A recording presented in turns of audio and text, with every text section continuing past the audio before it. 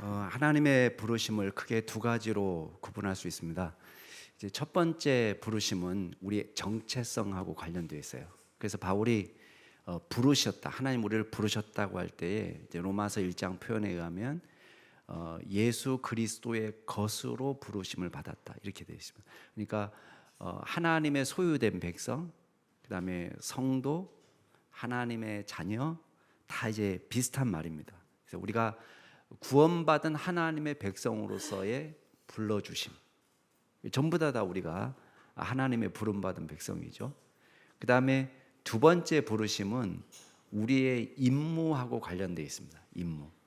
그래서 바울이 고백할 때 자신을 예수 그리스도께서 나를 사도로 불러주셨다 할 때는 그 사도라는 직분으로 우리에게 임무를 위해서, 하나님의 사역을 위해서 불러주셨다, 그렇게 말씀합니다. 그래서 부르셨다는 표현을 그렇게 많이 씁니다.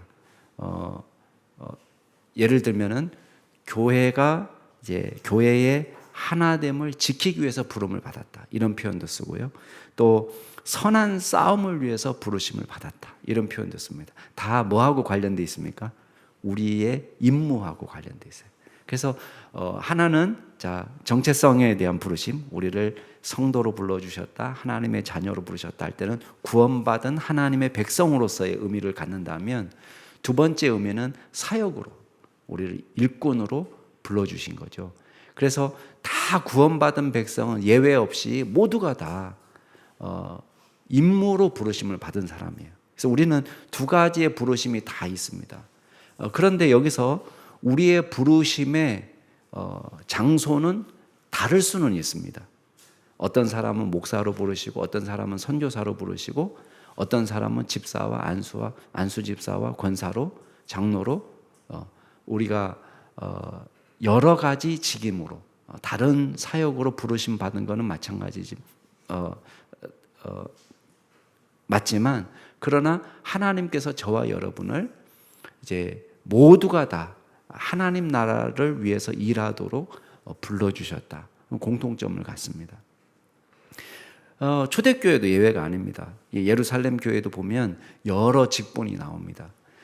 예루살렘 교회가 어려움을 겪었습니다. 지난번에도 제가 말씀드린 것처럼 지상에 있는 교회의 최대 목표는 위기를 겪지 않는 게 아니란 말이에요. 위기가 없는 교회는 없습니다. 다 위기를 겪는데, 개인이나 가정이나 국가나 교회나 다 위기를 겪습니다. 근데 어떤 위기를 겪느냐, 그 위기를 잘 관리해서 잘 극복해 나가는 게 우리의 과제지, 위기를 피해 나가는 게 우리의 과제가 되지 않습니다. 예루살렘 교회에도 위기가 닥쳤는데, 옛날에는요, 규모가 작을 때는 어떤 사도 한 사람의 원맨쇼로 이 문제를 해결할 수가 있어요. 근데 교회 조직이 커지면 한 사람의 원맨쇼로 문제를 해결할 수가 없습니다. 그래서 여러 다양한 직분을 필요로 하는데, 오늘 예루살렘 교회 그 이야기를 볼 거예요. 그래서 직분자를 세우는 장면을 보면서 우리가 세 가지를 같이 생각해 보려고 합니다. 하나는 직분의 목적, 이거 얘기할 거예요. 그 다음에 두 번째는 직분자의 자질에 대한 이야기예요. 어떤 자격 조건이 필요한가. 세 번째는 좋은 직분자의 스데반을 볼 겁니다. 스데반의 사역을 보면은 자신의 직분에 구애받지 않고 직분을 다 이렇게 경계선,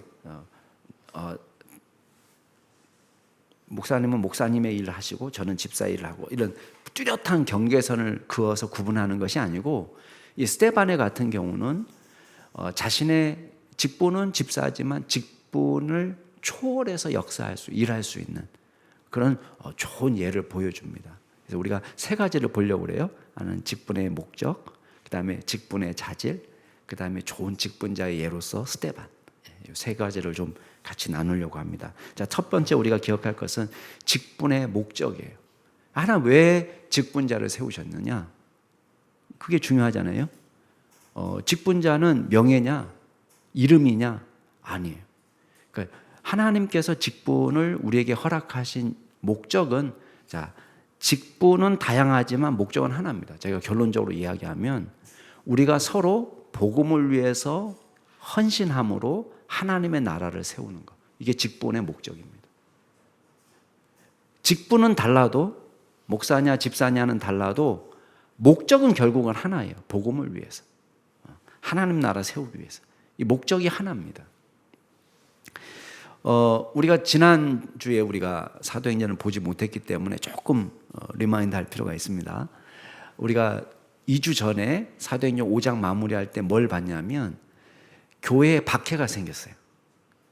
그래서 사도들이 막 매를 맞고 결국은 풀려났는데 사도들이 예수 그리스도의 이름으로 능력받는 것을 기뻐하면서 매일매일 날마다 어느 곳에 있든지 상관없이 말씀을 가르쳤다는 장면을 봤습니다. 성전에 있든지 집에 있든지 상관없이 복음을 위해서 일했습니다. 그랬는데 놀라운 일이 벌어졌어요.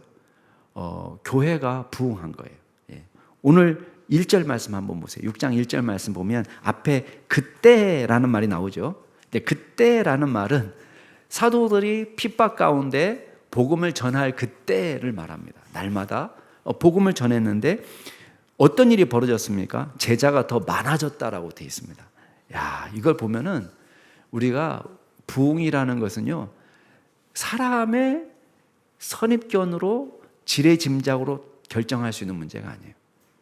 우리가 생각할 때는 이거는 핍박이 왔고 두드러 맞고 이거는 교회 부흥을 생각하면 가장 나쁜 환경이에요. 근데 지금 교회는 어떻게 하고 있어요? 부흥하고 있는 거예요.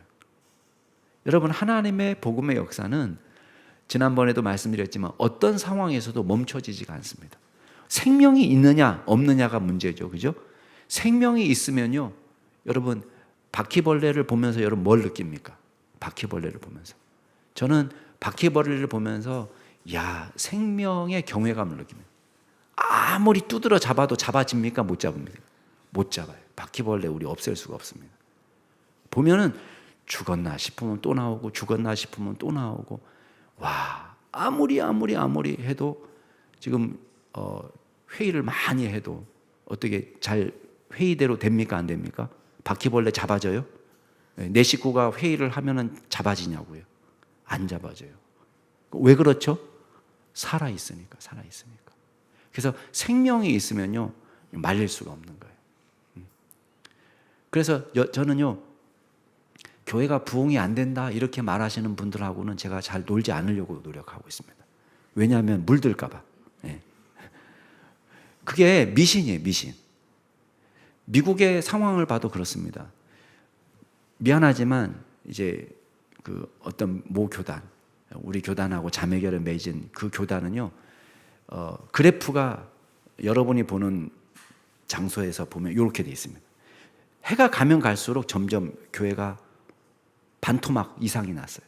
점점 부흥이 안 되는 거예요.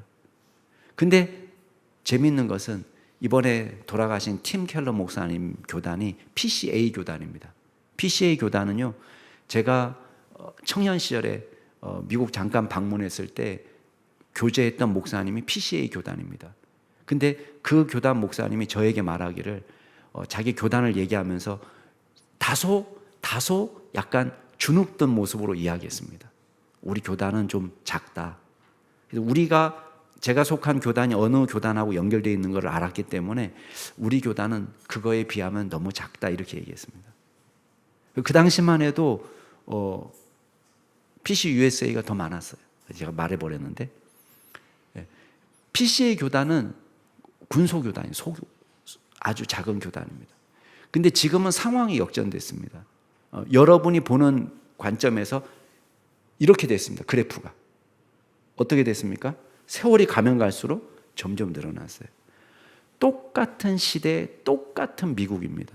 근데 왜 그런 일이 벌어졌을까요? 저는 신학에 있다고 봅니다. 신학. 생명력, 복음의 생명력을 유지할 수 있느냐. 제가 오늘 이 얘기 하려고 한 건 아닌데, 자, 부흥의 또 다른 측면이 있습니다. 그건 뭐냐 하면 부흥했는데 문제가 생겼습니다. 자, 1절만 같이 한번 읽어볼까요? 시작. 그때에 제자가 더 많아졌는데.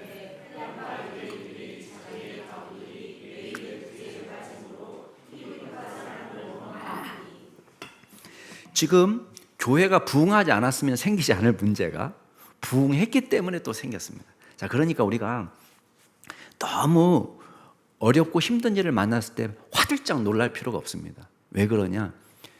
우리는 항상 위기를 만납니다. 위기가 없는 교회는 없습니다. 항상 위기를 만나는데 이 위기를 어떻게 넘어가느냐가 중요하거든요.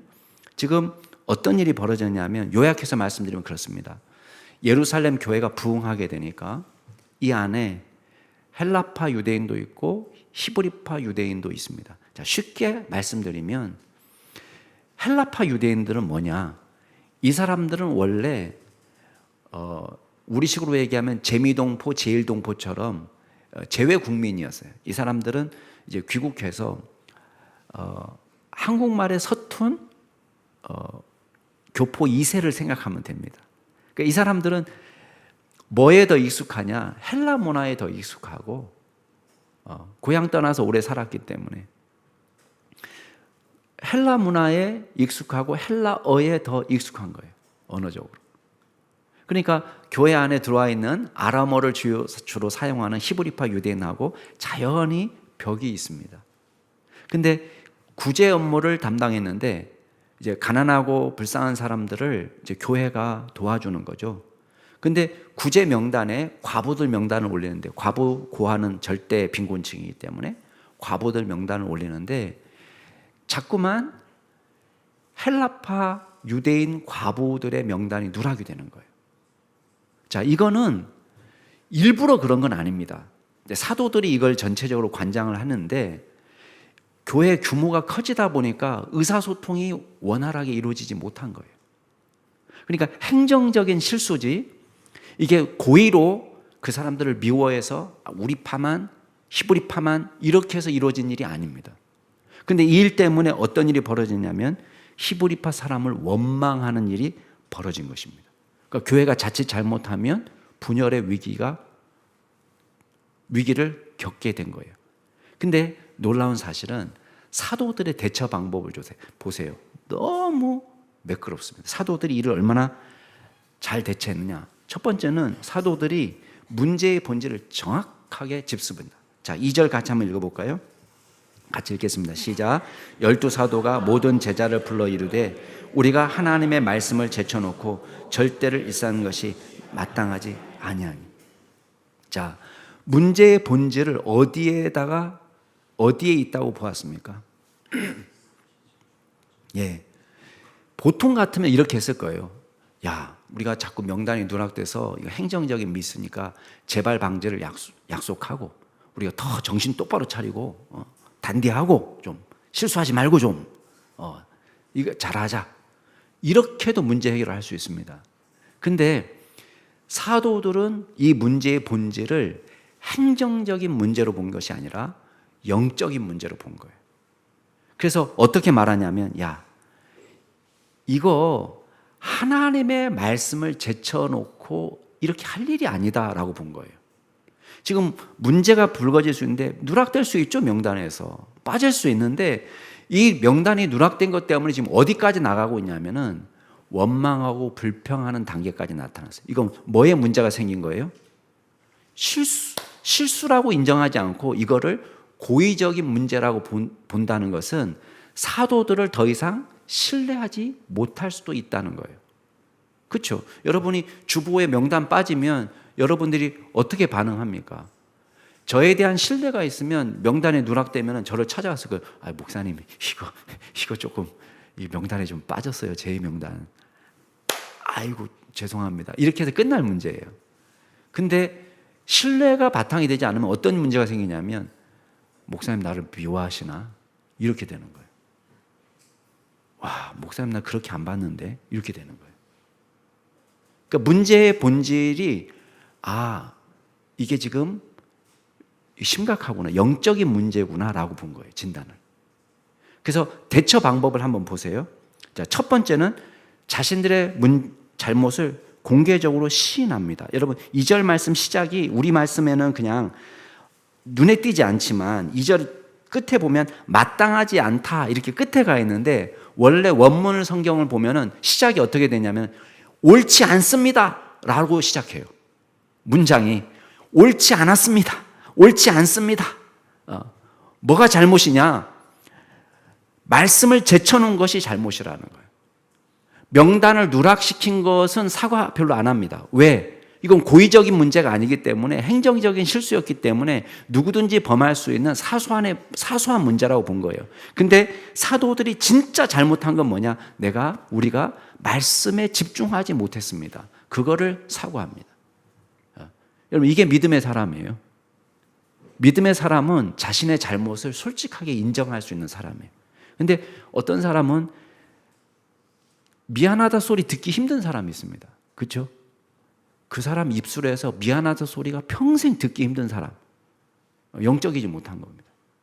근데 우리가 영적인 사람이 되면 우리가 죄송합니다, 미안합니다, 제 잘못입니다, 이 말하는 걸 두려워하지 않습니다. 왜? 다 누구나 실수할 수 있으니까. 자, 그 다음에 공개적인 잘못을 고백한 다음에 어떤 일을 벌입니까? 제안하는데요. 3절 4절 한번 보세요. 3절 4절. 공정한 해법을 제시합니다. 같이 읽을까요? 3절 시작. 형제들아, 너희 가운데서 성령과 지혜가 충만하여 칭찬받는 사람 7을 택하라. 우리가 이 일을 그들에게 맡기고 우리는 오로지 기도하는 일과 말씀 사역에 힘쓰리라 하니. 자, 일꾼을 택하라고 이야기하면서 어떤 방법을 택하냐면은, 사도들이 이 사람 우리가 세울 겁니다 이렇게 말하지 않고 어떻게 하죠? 여러분이 택하십시오라고 얘기합니다. 택하라. 3절 중반부에 보면 택하라 이렇게 얘기합니다. 여러분이 선택하십시오. 여러분이 뽑아주십시오 라고 얘기합니다.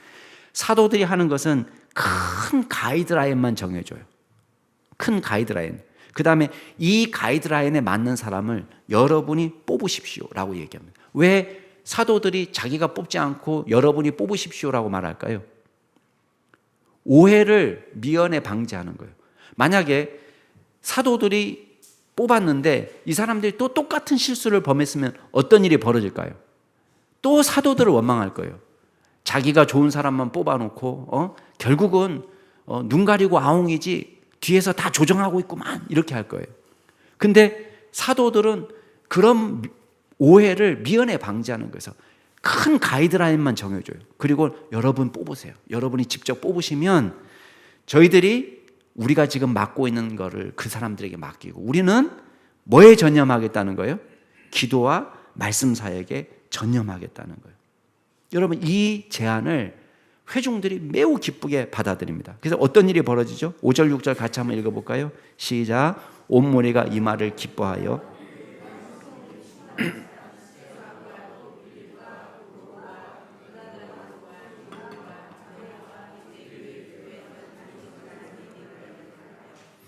사도들 앞에 세우니 사도들이 기도하고 그들에게 안수하니라.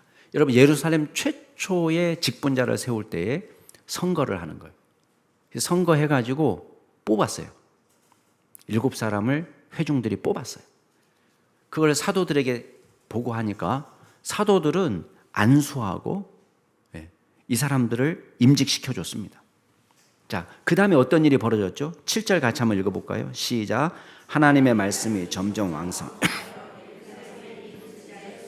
더 심히 많아지고 허다한 제사장의 무리도 이도에 복종하니라. 여러분, 1절부터 6절하고요 7절하고 아무 관계가 없는 것처럼 보이죠. 앞에 6절까지는 사람 세우고 임직하고 그 장면이에요. 근데 7절에는 어떤 일이 벌어졌느냐? 하나님의 말씀이 점점 왕성하여지고 있다는 거예요. 미완료형이에요. 계속해서 지금 ing형이에요. 지금 성장하고 있어요. 계속해서. 그 다음에 예루살렘에 있는 제자의 수가 더 심히 많아지고 있어요. 이것도 미완료 시제예요. 점점 지금 멈춘 것이 아니고 강력하게 지금 하나님의 말씀의 역사가 나타나고 있고 교회는 점점 부흥하고 있고, 심지어는 여기 회심한 사람들 중에 누가 있었냐? 제사장 무리. 이 사람들이 예수 믿게 된 거예요. 자, 저를 보세요. 제사장은 직장이 어딥니까? 성전. 회당이 아니고 성전. 제사장은 성전에서 일해야 돼요. 근데 제사장이 예수 믿어버리면 어떻게 되겠어요? 직장이 유지가 됩니까? 안 됩니까? 유지가 안 되죠. 성전에서 소와 양의 제사, 이제 더 이상 기독교인들은 소와 양의 제사가 필요 없어요. 예수님의 희생 제사를 완전한 제사로 믿고 고백하는 사람들인데 소와 양을 잡는 일이 없어지는 거예요. 제사장이 예수 믿었다? 그럼 뭘 의미하는 거예요? 직장을 잃어버리는 거예요. 평생 직장을. 제사장은 이게 평생 직장이잖아요. 자자손손. 가업이 승계되잖아요. 내가 제사장이면 내 아들도 제사장이에요.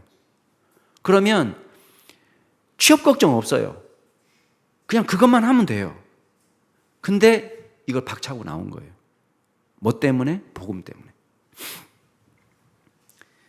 강력한 복음의 역사가 나타난 거예요. 왜 이런 일이 벌어졌을까요? 예, 결국은 새로 세움받은 이 집사 직분 맡은 분들이 사도들이 감당했던 그 구제 사역을 전담하게 된 거예요. 그러니까 사도들은 뭐에 집중한 거예요? 말씀 사역에 집중한 거예요. 기도하고 말씀하면서 더 강력한 복음의 역사가 나타난 것입니다. 자, 결국은 이 직분의 목적은 뭐예요? 집사를 세운 목적은 뭐예요? 예, 집사를 세운 목적은 더 복음의 역사가 강력하게 나타나도록 돕는 역할을 하는 거예요. 다양한 직임, 다양한 직분이 있지만, 다양한 은사가 있지만 목적은 하나예요. 뭐? 하나님의 복음을 위해서, 말씀의 강력한 역사를 위해서, 하나님 나라를 세우기 위해서, 예수 안 믿는 사람을 믿고 구원받아서 하나님의 백성 삼는 일을 위해서. 여러분, 목적은 하나입니다. 우리가 다양한 일을 할 뿐입니다. 그냥 사도가 다 하면 안 됩니까? 사도가 그냥 구제도 똑바로 하고 정신 똑바로 차리고 좀 기도도 더 잠 줄여가면서 기도도 하고 잠 좀 더 줄여가지고 말씀도 하고, 물론 그렇게 하면 좋죠. 근데 이런 사역은 누구만 가능해요? 누구만 가능합니까? 예수님은 그렇게 하셨어요. 예수님은 치료도 하시고 막 5,000명씩 먹여버리시고 막 구제 사역도 스케일이 다르셔요. 막 엄청 커버려요. 우리보다 스케일이 달라요. 그러면서도 말씀을 말씀대로 얼마나 강력하게 선포하십니까? 근데 우리 인간은 그걸 못하는 거예요. 예수님은요, 대제사장 역할도 하고 선지자 역할도 하고 심지어는 왕적인 통치 역할까지 다 하는 거예요. 구약시대에 다 나눠져 있던 거를 예수님 한 분 안에 다 통합이 됩니다. 근데 우리는 그렇게 못합니다. 이번 코로나로 돌아가신 그 온두라스에서 사역하셨던 김상희 선교사님이라는 분이 계십니다. 네, 코로나 때문에 이번에 돌아가셨는데 이분을 예전에 만난 적이 있는데 이분이 그런 얘기를 했어요. 자기가 이제 한양대 공대 출신이거든요. 이분이 학교를 다니다가 예수를 믿게 된 거예요. 복음의 사람이 되고 싶어요. 그래서 내가 도대체 어떻게 하면 복음의 사람이 될 수 있을까? 내가 어떻게 하면 하나님 나라 위해서 일할 수 있을까? 고민하다가 그 당시에 이제 장기려 박사님이 부산에서 복음병원을 만들어 가지고 가난한 사람들을 위해서 무료 의술을 베풀고 사역을 활발하게 하시고 정말 좋은 한국의 슈바이처다 할 정도로 존경받는 크리스찬으로, 벌써 병원 자체가 복음병원이잖아요. 그러니까 나도 저런 분처럼 일하면 전도를 많이 할 수 있을 것 같다 해서 내가 한번 장기려 박사님 찾아가 봐야지. 이분이 찾아갔어요. 근데 그 당시 장기려 박사님이 막 소문이 나니까 하루에 환자를 200명씩 보는 거예요. 너무 바쁘고 잠잘 틈이 없을 정도로 정말 너무 바쁘고 쉴 틈이 없이 막 갔는데 자기가 찾아와서 박사님 좀 만나서 얘기하고 싶습니다. 그 만났는데 너무 바쁘다, 너무 바빠. 그러니까요, 자기가 만나서 이렇게 옆에서 지켜보니까 너무 바쁘셔가지고, 나쁜 일은 아닌데 너무 귀한 일을 하시는데 너무 바빠가지고 전도할 시간이 없는 거예요. 그래서 나는 전도하고 싶은데 내가 장기려 박사님처럼 살면 안 되겠구나. 그리고는 신학교 가서 이제 선교사가 된 겁니다. 자, 제가 오해하지 마세요. 어느 사역이 더 높다 낮다를 얘기하는 것이 아닙니다. 장기려 박사님은 장기려 박사님대로 많은 사람에게 좋은 영향력을 끼쳤습니다. 그걸로 복음을 전했습니다. 그 자체로, 그 모습 자체만으로. 그리고 실제 도움이 필요한 사람에게 도움을 베풀었어요. 교회 안에 그런 분이 계셔야 됩니다. 그렇지만 또 어떤 사람은 풀타임으로 하나님의 말씀에 전념하고 기도에 전념하는 사람도 또 필요한 것입니다. 자, 직분은 다르지만 목적은 뭐예요? 무엇을 위해서? 복음을 위해서. 복음을 위해서. 그게 중요합니다. 직분의 목적. 자, 두 번째 우리가 기억할 게 있습니다. 그러면 직분자의 자질이 있어요. 자질. 어떤 직분이든 상관없습니다. 여러분, 우리는 은사도 다르고 달란트도 다르고 재능도 다르지만 자질은 비슷합니다. 자, 3절 다시 한번 읽어볼까요? 3절 시작. 형제들아 너희 가운데서 성령과 지혜가 충만하여 칭찬받는 사람 7을 택하라. 우리가 이 일을 그들에게 맡기려. 자, 교회가 일꾼을 택하는 기준은 이겁니다. 철저히 영적입니다. 자, 뭐라고 얘기하고 있습니까? 성령과 지혜가 충만하고 칭찬받는 사람. 5절에 가면 이 표현을 뭐라고 바꿉니까? 5절에 가면은 믿음과 성령이 충만한 사람. 한마디로 말하면 뭐예요? 믿음의 사람, 성령의 사람. 당연히 이 안에는 구원받은 백성이라는 게 깔려 있어요. 그죠? 구원받은 하나님의 백성. 그 다음에 성령님께 사로잡힌 사람. 여기 칭찬받는다고 되어 있지만 이 칭찬도 단순한 세속적인 도덕성을 말하는 게 아닙니다. 여기서 사람들이 칭찬받는다는 것은 뭘로 칭찬받는 걸 말하는 거예요? 영적인 면에서 칭찬받는 걸 말하는 거예요. 단순히 그 사람 좋아 이걸 말하는 게 아닙니다. 영적인 사람. 여러분, 사람을 뽑을 때에 교회가 뽑는 사람은 그거예요. 세상적인 기준이 아닙니다. 저 사람은 어느 학교 나왔느냐, 집에 돈이 얼마나 있느냐, 그것이 기준이 아니에요. 뭐가 기준이냐? 이 사람 믿음이 있는 사람이냐, 그게 기준이에요. 믿음이 있는 사람. 사회적 지위가 높은 사람이냐, 그게 아닙니다. 이 사람의 믿음, 신앙. 우리는요, 자꾸만 이 세상에 살다 보니까 세상 사람들이 말하는 그 세계관에 오염이 돼요. 그래서 자꾸 교회 안에서도 여러분, 수단이 되어야 될 것을 목적으로 삼는 경우가 많습니다. 우리는 하나님의 복이 있어야 된다고 이야기합니다. 당연하죠. 근데 하나님의 복은 뭡니까? 먹고 살 수 있는 재물이 있어야 되고, 또 넉넉했으면 좋겠고, 우리 마음속으로 넉넉했으면 좋겠고, 또 유명했으면 좋겠고, 힘도 좀 있었으면 좋겠고, 권력도 있었으면 좋겠고, 이게 우리의 소원이에요. 그러나 여러분, 하나님은 이 모든 것을 주시는 분입니다. 아멘? 이 모든 걸 주시는 분입니다. 그러나 이것이 우리의 목적은 아니란 말이에요. 이거는 우리에게 필요할 때에 수단으로 쓰라고 우리에게 주는 겁니다. 하나님 나라를 위해서 수단으로 쓰려고. 어떤 사람은 돈이 좀 넉넉하면 이 사람 하나님을 더 잘할 것 같다. 그럼 돈을 하나님 주시는 거죠. 그 돈을 갖고 하나님 넉넉하게 하나님 섬기라고. 그러나 이거는 목적이 아니라 수단입니다. 하나님께서 우리에게 주시는 수단을 우리는 우상화해서 목적으로 삼아서 살아가면 안 된다는 거예요. 하나님의 일을 잘 감당할 수 있는 기본기는 뭐예요? 믿음. 성령의 사람이 되는 것입니다. 그래서 맡은 직분을 잘 감당할 수 있는, 기도하면서, 이 사람이 기도하면서 하나님의 지혜를 구하면서 감당할 수 있는 믿음, 성령의 역사가 나타날 때 여러분, 하나님께서는 저와 여러분을 통해서 위대한 일을 이루실 줄로 믿습니다. 그래서 성령 충만을 기도하세요. 믿음의 사람이 되기를 기도하세요. 우리를 통해서 하나님의 다스림이 나타나도록 기도하세요. 그럴 때에 이 남양주 충신교회 이 앞으로의 역사가 주님의 다스림이 충만하게 나타나는 역사로 가득 채워질 수 있으리라고 믿습니다. 자, 마지막으로 우리가 기억할 게 있습니다. 스데반을 보세요. 스데반은요, 집사라는 직분에 매여 있는 사람이 아닙니다. 나 집사 직분 받았으니까 집사만큼만 일해야지. 여러분, 집사만큼만 일하면 어떻게 되겠어요? 스데반은 절대 그렇지 않습니다.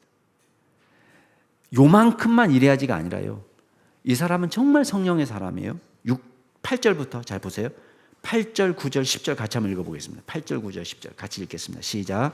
스데반이 은혜와 권능이 충만하여 큰 기사와 표적을 민간에 행하니 이른바 자유민들 곧 구레네인 알렉산드리아인 길리기아와 아시아에서 온 사람들의 회당에서 어떤 자들이 일어나 스데반과 더불어 논쟁하였을 때 스데반이 지혜와 성령으로 말함을 그들이 능히 당하지 못하여. 자, 스데반을 말하는 여러 표현이 나오는데요. 은혜와 권능이 충만했다. 또 큰 기사와 표적을 민간에 행했다. 이거 어디서 나왔던 표현입니까? 1차적으로는 이거 예수님에게 나타났던 표현이고요. 그죠? 예. 은혜가 충만하다. 이건 예수님께 썼던 표현이에요. 그죠? 은혜와 진리가 충만하더라.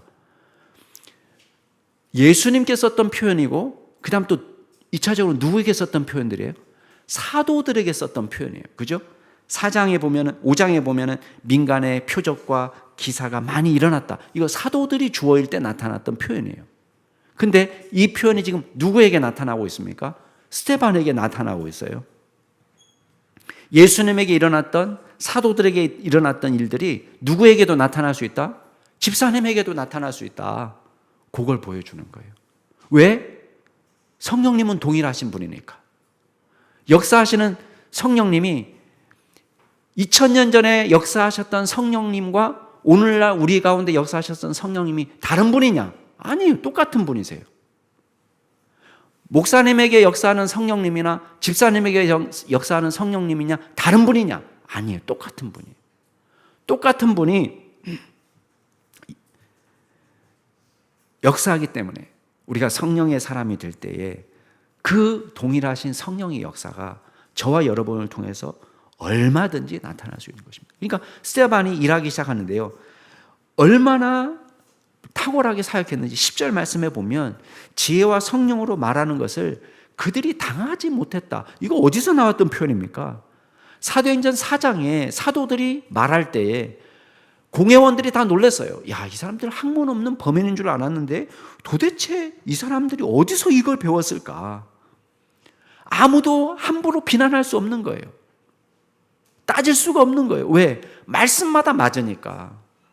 이 일이 지금 스데반에게서 나타났습니다. 큰 기적과 능력뿐만 아니라 탁월한 복음의 전도자가 되어서 하나님의 말씀을 담대히 증거하게 되었습니다. 여러분, 스데반이 주로 사역했던 곳은 자유민들이 모이는 회당이었다고 말하고 있습니다.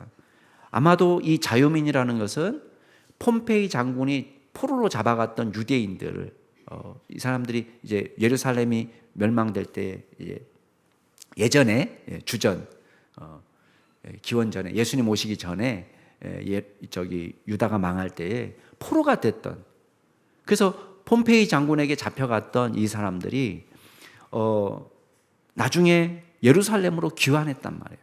그래서 이 사람들이 따로 모였습니다. 왜냐하면 헬라파 유대인들이니까 이 사람들이 자기네들 문화에 익숙한 사람들끼리 모여가지고 회당을 만들어서 예배를 드리는데 아마도 스데반도 여기 출신이었을지 몰라요. 그러니까 거기 자유롭게 드나들면서 복음을 전했겠죠. 근데 이 스데반의 지혜와 성령의 말하게 하심을 아무도 등이 당할 수가 없는 거예요. 스데반의 복음 이해가 사도들에게 뒤지지 않는 거예요. 사도들의 말씀 이해나 스데반의 말씀 이해가 비슷했다는 거예요. 놀라운 일이 벌어졌습니다. 여러분, 저와 여러분의 그런 소원이 있으면 좋겠습니다. 우리가 하나님의 뜻을 알아가되 우리가 집사님만큼만 아는 것이 아니고 초신자만큼만 아는 것이 아니라 거기서 멈춰 있는 것이 아니라 우리가 주님을 아는, 주님의 영광을 아는 지식이 날마다 깊어지고 하나님의 말씀에 대한 깊이가 날마다 깊어지고 우리가 복음에 대해 이해하는 정도가 날마다 깊어져서 어떤 사람을 만나든지 여러분이 그 사람들에게 복음을 잘 증거할 수 있는 믿음의 종이 될 수 있기를 주의 이름으로 축복합니다. 여러분, 이 세상에는요, 여러분보다 가난한 사람은 반드시 있기 마련입니다. 이 세상에서 내가 제일 가난한 것처럼 보여, 내가 제일 가난해 라고 생각하는 사람도요, 잘 돌아보세요. 여러분보다 이 세상에 더 가난한 사람이 있습니다. 그 말은 뭐겠어요? 아무리 가난한 사람도 누군가를 도울 수 있는 사람이라는 뜻이에요. 영적인 부분에서도 마찬가지입니다. 여러분이 초신자처럼 보인, 난 초신자야, 교회 나온 지 얼마 안 돼서, 은혜 받은 지 얼마 안 돼서, 여러분보다 더 영적으로 무지렁이들도 많습니다. 그러니까 여러분 용기를 가지세요. 여러분이 내가 배운 만큼, 내가 이해한 말씀만큼 도울 때에 여러분 그 은혜만으로도 감동하고 울고 죽게 돌아올 수 있는 사람이 반드시 있습니다. 사도행 에베소서 4장에 보면은 우리가 다 하나님의 아들을 믿는 것과 아는 일에 하나가 되어야 된다고 말하고 있습니다. 여러분, 우리가 지식에 있어서도 성장하라는 거예요. 근데 누구에게 이 말을 하고 있습니까? 사도들만? 아니에요. 일반 성도들에게 지금 권면하는 거예요. 우리가 하나님을 믿는 것과 아는 일에 하나가 되어서.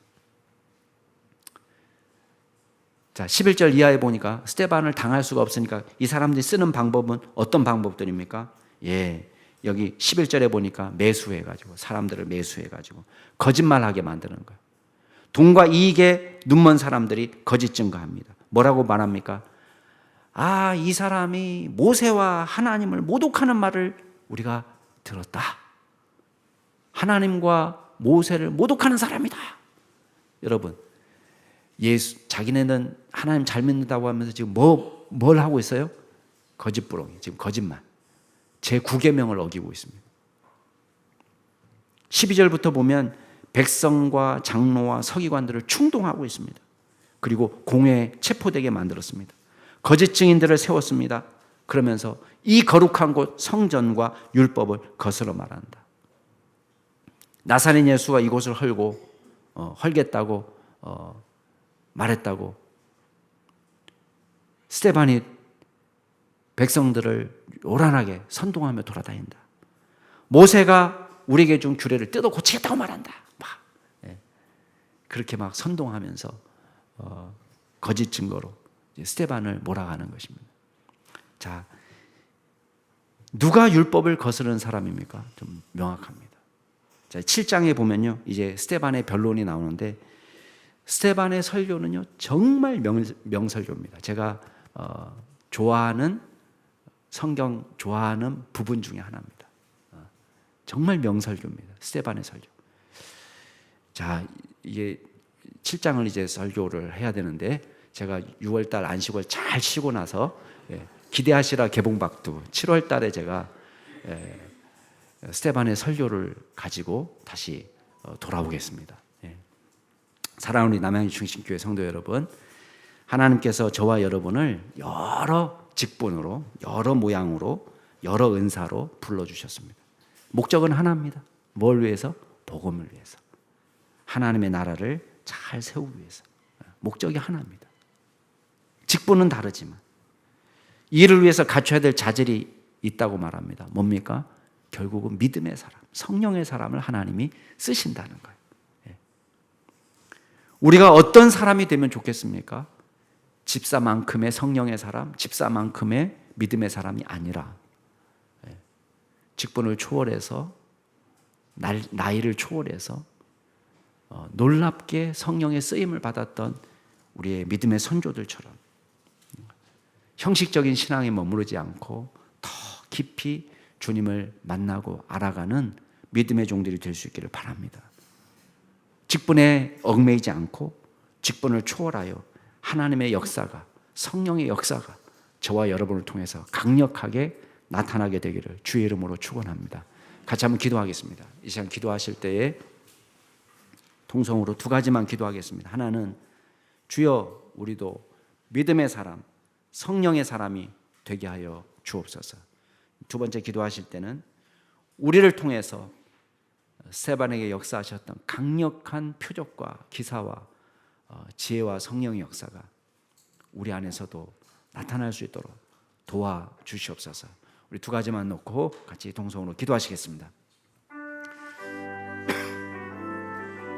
하나님, 주님께서 저희들을 믿음의 사람, 성령의 사람으로 세워주시옵소서.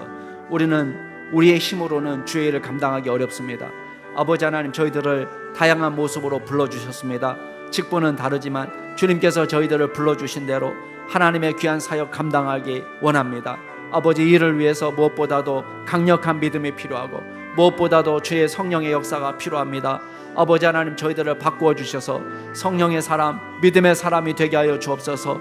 주님의 지혜로 충만하게 하여 주시고 주님께서 저희들에게 강력한 성령의 역사를 부어주셔서 우리를 통하여 또한 스데반에게 나타났던 것처럼 큰 기사와 표적이 나타나고 주님 강력한 복음의 역사가 나타날 수 있도록 도와주시옵소서. 하나님, 우리는 부족하고 연약하지만 우리가 분명히 도울 수 있는 사람들이 있는 줄 압니다.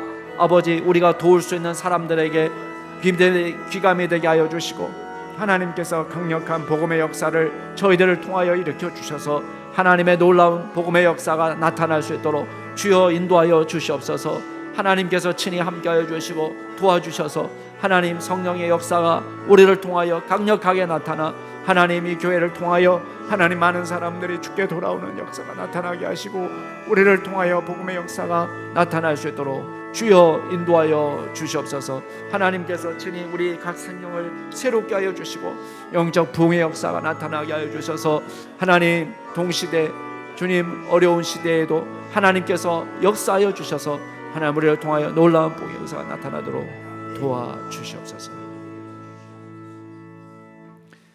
전능하신 하나님, 영적인 것을 알지 못하던 저희들을 불러주시고 구원하신 것도 감사한데 거룩한 교회를 맡겨주시고 이 세상에서 하나님의 나라를 세우는 거룩한 직분을 맡겨주시니 감사를 드립니다. 우리의 능력으로는 부족합니다. 우리를 믿음의 사람, 성령의 사람으로 온전히 세워 주시옵소서. 스데반을 통하여 큰 기사와 표적이 나타났던 것처럼 우리도 온전히 하나님의 손에 붙잡힌 바 되어 온전한 도구로 쓰임받아 우리를 통해서도 놀라운 성령의 역사가 나타나기를 소원합니다. 도와주시옵소서. 감사드리며 모든 말씀 예수 그리스도의 이름으로 기도드리옵나이다. 아멘.